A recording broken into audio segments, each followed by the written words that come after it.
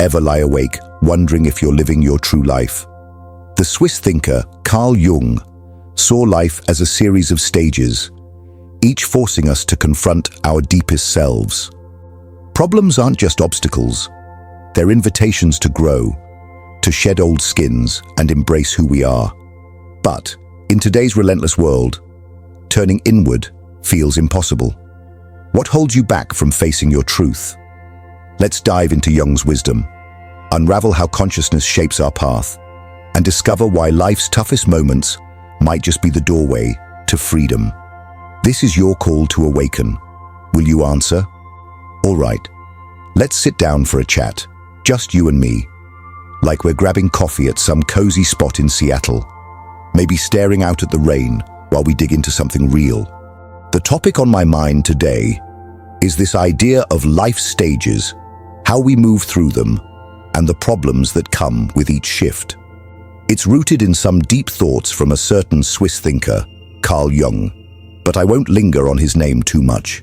Instead, I want to unpack his perspective, weave it into what I see around me, and figure out if it holds water in our world today, especially for folks like us, who've been around the block a bit, who've got some stories to tell, and who are maybe starting to feel the weight of time in a new way. The core idea here is that life isn't just one long, straight road. It's more like a series of chapters, each with its own vibe, its own challenges. And the big kicker, these challenges aren't just about what's happening out there, job changes, kids, mortgages, but about what's going on inside us. The problems, the real meaty ones, come when we start waking up to ourselves, when we can't just coast on instinct anymore. It's like we're forced to grow a new kind of awareness, one that makes us question everything we thought we knew. This isn't some abstract philosophy. It's the kind of thing you feel when you're lying awake at 2 a.m., wondering if you're still the person you were 10 years ago, or if you're even on the right path. Let's start with this notion that problems are born from consciousness. The idea is that back when we were kids, life was simpler because we didn't overthink it. We just lived, like animals following their instincts. But as we grow up, we start to see the world differently. We notice the gaps between what we want and what's real. We start doubting, experimenting, reflecting. That's where the trouble begins. It's not just about paying bills or picking a career. It's about realizing you've got choices, and those choices come with consequences. You ever have that moment where you're at a crossroads? Like, say, you're offered a big promotion at work, but it means moving to Chicago, leaving your friends and your favorite dive bar behind. That's not just a logistical problem, it's a psychic one. It forces you to weigh who you are against who you might become. And that, my friend, is where the real struggle kicks in. I think this hits home because it explains why life feels heavier as we go along. When I was younger, I could make decisions without second-guessing myself. Like, I'd pick up and move to a new city just because it sounded cool. Now, I'd be up all night thinking about the pros and cons, wondering if I'm running from something or chasing the wrong thing. That's consciousness at work. It's a gift, sure, but it's also a burden. It's why we can't just go with the flow anymore. We're too aware of the stakes. And in today's world, with social media bombarding us with everyone else's highlight reels, that awareness gets amplified. You're not just questioning your own choices, you're comparing them to some influencer in LA who seems to have it all figured out. Spoiler, they don't. But here's where I start to wrestle with this idea. The argument is that this growing consciousness is what makes us human. What separates us from, say, a deer in the woods that just knows how to survive without existential crises. And yeah, I get that. It's why we create art, write novels, build cities. But is it always a good thing? Sometimes I wonder if we'd be happier if we could turn off that inner critic That voice that makes us doubt every move. I mean, look at my buddy Mike. He's got a solid job, a house in the suburbs, 2 kids, the whole deal. But last week, over beers at our usual spot in Portland, he was telling me how he feels like he's just going through the motions. He's not depressed exactly, but he's restless. He's asking himself, is this it? That's not a problem you solve with a new car or a vacation to Hawaii. That's a problem of consciousness, of realizing there's a gap between the life you're living and the life you might want. Now, the flip side of this is that consciousness isn't just about doubt. It's also about growth. The idea is that every time we face a problem, we have a chance to expand, to become more than we were. It's like leveling up in a video game, except the game is your soul, and the stakes are way higher. When you hit a rough patch, maybe you lose a job or a relationship falls apart. It's not just a setback. It's an invitation to rethink who you are. I saw this with my friend Sarah, who got divorced a couple of years ago. She was a wreck at first, but then she started taking pottery classes, of all things. Now she's got her own little studio in Austin, selling mugs and bowls at local markets. She told me she never would have found that part of herself if her marriage hadn't imploded. That's the kind of widening of consciousness the theory talks about. Not just surviving the problem, but using it to discover something new. But let's be real, not everyone comes out of a crisis with a pottery wheel and a new lease on life. Sometimes problems just grind you down. And this is where I start to question whether this framework really fits everyone, especially now. The world today is relentless. Rising costs, political chaos, climate anxiety.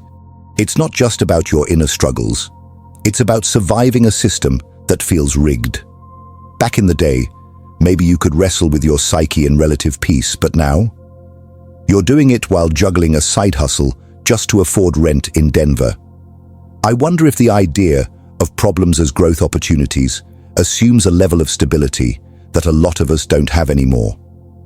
If you're working 2 jobs and still can't make ends meet, good luck finding the mental space to expand your consciousness. Let's pivot to another piece of this, the stages of life themselves.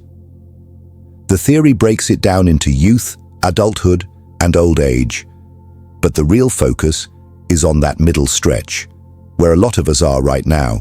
This is when the big shift happens, when you start to feel like the rules that worked before don't apply anymore. It's not just about hitting a certain age. It's about noticing that the things you chased in your 20s, success, status, maybe a corner office, don't feel as satisfying as they used to. The idea is that in the first half of life, you're building yourself up, planting roots in the world. You're proving yourself, maybe starting a family, buying a house in the suburbs. But then, somewhere along the line, you hit a wall. You start to wonder what it's all for. It's like the sun reaching noon and starting its descent. Not in a depressing way, but in a way that changes how you see everything. I see this all the time with people I know. Take my friend Dave, who runs a tech startup in San Francisco. He spent years grinding, working 80-hour weeks, chasing the next funding round. He's got the fancy loft, the Tesla, all the trappings. But last month, he confessed to me that he's thinking about quitting. Not because the company's failing, but because he's tired of the hustle. He wants to do something that feels meaningful, like mentoring kids or starting a community garden.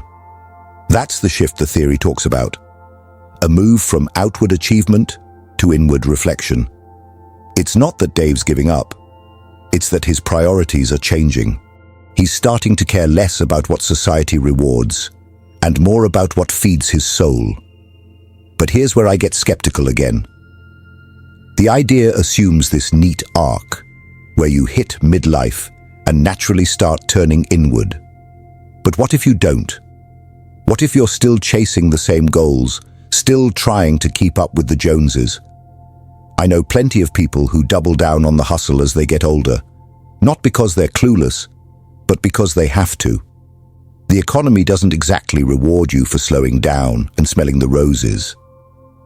If you're in a city like New York, where the cost of living is through the roof, good luck pivoting to a life of meaning when you've got a mortgage and college tuition to pay. And then there's the cultural pressure to stay young forever. Botox, CrossFit, dating apps that make you feel like you're still 25. Society doesn't exactly cheer you on for embracing the afternoon of life. Still, I can't shake the feeling that there's truth in this idea of a shift. Even if the world makes it hard, I see people grappling with it. My neighbor Lisa, for example, was a corporate lawyer for years, always on the go, billing hours like her life depended on it. Then, a couple of years ago, she started volunteering at a local animal shelter. Now she's there every weekend, walking dogs and cleaning cages. She says it's the first time she's felt truly alive in years.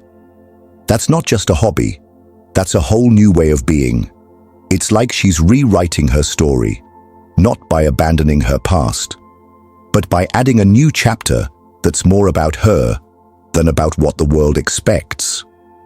This brings me to another big piece of the puzzle: the role of culture versus nature. The theory says that the first half of life is about nature, survival, reproduction, building a life. It's instinctual, like a bird building a nest. But the second half? That's about culture, about finding meaning beyond the basics. It's why older folks in traditional societies were the keepers of wisdom, the ones who passed down stories and rituals. I love this idea because it gives purpose to the later years.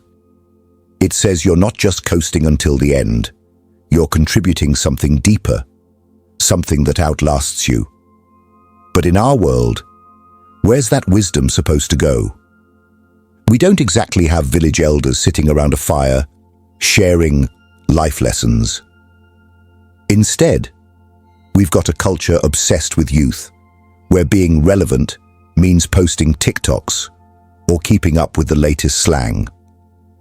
I think this is where we're missing something big. We've got all this experience, all these stories, but nowhere to put them. My friend Karen, who's a teacher in Boston, was telling me how her students barely listen to her anymore. They're glued to their phones, chasing trends. She's got decades of insight, but it feels like no one cares. That's a problem, not just for her, but for all of us. If we don't value the wisdom that comes with time, we're stuck in a loop, repeating the same mistakes. And yet, I see glimmers of hope. Look at platforms like X, where people share raw, unfiltered thoughts. Sometimes you'll find someone dropping truth bombs about life, love, or loss, and it resonates because it's real. Maybe that's our modern version of the Elder's Fire, a digital space where wisdom can still find a home. But let's talk about the elephant in the room. Death. The theory doesn't shy away from it. It says that part of the second half of life is coming to terms with mortality, not as a grim endpoint, but as a goal, something to move toward with purpose. This is heavy, I know, but it's also kind of liberating. The idea is that if you can see death as part of the journey, it takes away some of its sting. It's like knowing the end of a book doesn't ruin the story. It just gives it shape. I think about my dad, who passed a few years ago. In his final months, he wasn't scared. He was calm, almost serene, like he'd made peace with it. He spent his time telling stories, tying up loose ends. That wasn't just closure. It was a kind of wisdom, a way of living fully, even as the clock was ticking. Does this idea still work today? I'm torn. On one hand, we're better at dodging death than ever. Medicine, fitness, all that jazz. People are living longer, healthier lives, which is great. But it also means we're less likely to face mortality head-on. We distract ourselves with Netflix binges or anti-aging creams, anything to avoid the big questions. And yet, I see people quietly wrestling with it. My friend Tom, who's been through a health scare, started meditating every morning. He says it's not about escaping death, but about living better because of it. That feels like the theory in action. Not some grand revelation, but a small, daily shift toward meaning. So, is this framework still relevant? I think it is, but it's not a one-size-fits-all deal. The core idea that life's problems force us to grow, that we shift from outward to inward as we go, rings true. I see it in myself, in my friends, in the way we're all trying to figure out what matters. But the world today throws curveballs that the theory doesn't fully account for. The pressure to keep up, the lack of space for reflection, the obsession with staying young, it all makes it harder to embrace that inward turn. And yet, I think we're finding ways. Whether it's through therapy, journaling, or just late-night talks with friends, we're doing the work, even if it's messy. We're diving deeper into this idea of life stages and whether it still holds up. I left off wrestling with whether this framework, rooted in the notion that our problems spark growth and that we shift from chasing external wins to seeking inner meaning, fits our chaotic world. I believe it does, but it's not a tidy fit. Life today is a whirlwind, and the pressures we face make that inward turn feel like a luxury sometimes. But I'm convinced we're still finding ways to make it work, messy as it is. Let's unpack that some more, leaning into the grit and grace of it, with just a couple of stories to ground us, and see how this old theory dances with the reality we're living. The heart of this framework is that life's problems aren't just roadblocks. They're invitations. They force us to wake up, to question, to grow. It's not about solving every issue with a neat bow, but about letting the struggle shape you. The theory says we start life driven by instinct, building our place in the world, careers, families, reputations. But somewhere along the line, the script flips. What used to light us up, closing a big deal, getting likes on Instagram, starts to feel hollow. That's when the real work begins. Turning inward, asking what your life means, not just to the world, but to you. It's a shift from doing to being, from nature's raw drive to culture's deeper call. And yeah, that resonates. I feel it in my own bones, in the way I'm less obsessed with proving myself and more curious about what's true. But let's be honest, the world doesn't exactly roll out the red carpet for this kind of soul-searching. We're bombarded with noise, bills piling up, news alerts pinging, social media screaming that we're not enough. The theory assumes you've got the space to reflect, to let problems stretch your consciousness. But when you're hustling to afford a one-bedroom in Boston or juggling Zoom calls while your kids scream in the background, that space is hard to come by. It's like trying to meditate in the middle of a rock concert. And then there's the cultural obsession with staying young. Think Peloton ads or influencers pushing serums that promise to freeze time. The message is clear. Don't slow down. Don't age. Don't stop chasing. That's a direct clash with the idea of embracing life's afternoon, where you're supposed to lean into wisdom, not run from it. Still, I see people carving out that space, even if it's in small, defiant ways. Take my friend Emily, who lives in Chicago and works in marketing. She's spent years climbing the corporate ladder, always on, always networking. But a few months ago, she hit a wall. It wasn't a crisis exactly, just a quiet realization that she was tired of performing. She started therapy, not because she was falling apart, but because she wanted to understand herself better. She told me it's like peeling back layers of an onion, sometimes tearful, sometimes surprising. She's not quitting her job or moving to a cabin in the woods, but she's asking questions she never had time for before. What do I want? What's worth my energy? That's the inward turn the theory talks about. Not a grand epiphany, but a slow, steady shift toward meaning. Emily's not solving her problems so much as living them, letting them reshape her. And that feels like growth, even if it's messy. The theory also says this shift isn't just personal, it's cultural.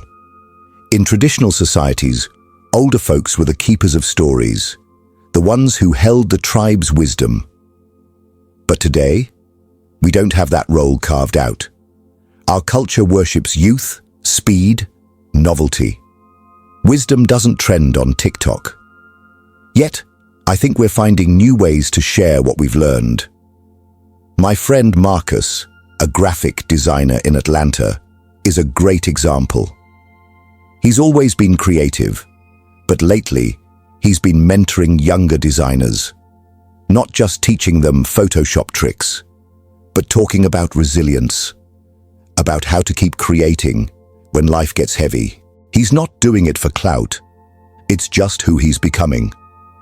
He told me it's the first time he's felt like his experience matters, like he's passing something forward.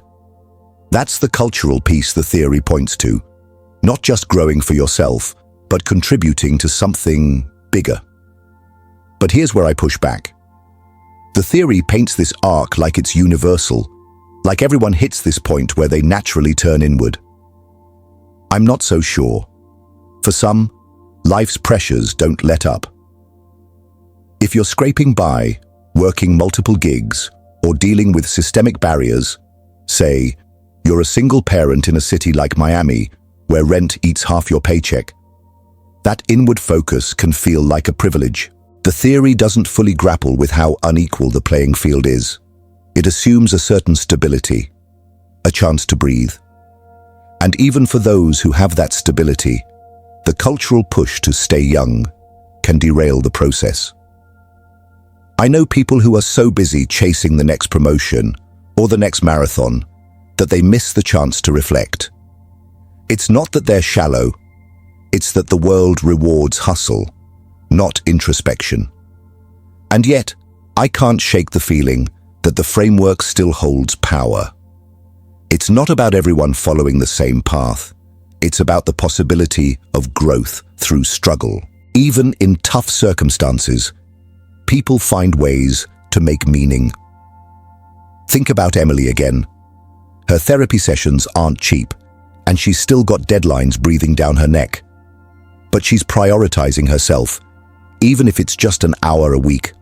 Or Marcus, who's mentoring on the side while still freelancing to pay the bills. They're not floating through life on a cloud of privilege. They're fighting for that inward space, and they're winning, bit by bit. That's what makes the theory relevant. It's not a guarantee, but a map, a way to see your struggles as more than just pain. Another piece that feels spot on is the idea of problems as a kind of alchemy. The theory says it's not about solving them once and for all, but about working at them, letting them stretch you. That's so different from how we're taught to think. Our culture loves quick fixes, apps, hacks, 10-step plans. But real growth doesn't work like that. It's slow, uneven, sometimes painful. I think about how Emily described her therapy. It's not like I'm fixed. It's like I'm learning to live with the questions. That's the kind of wisdom the theory celebrates, not answers, but a deeper way of being. And it's not just for the Emmys of the world. Even in small moments, like when you journal after a rough day or have a heart-to-heart with a friend, you're doing that work. You're turning problems into something more.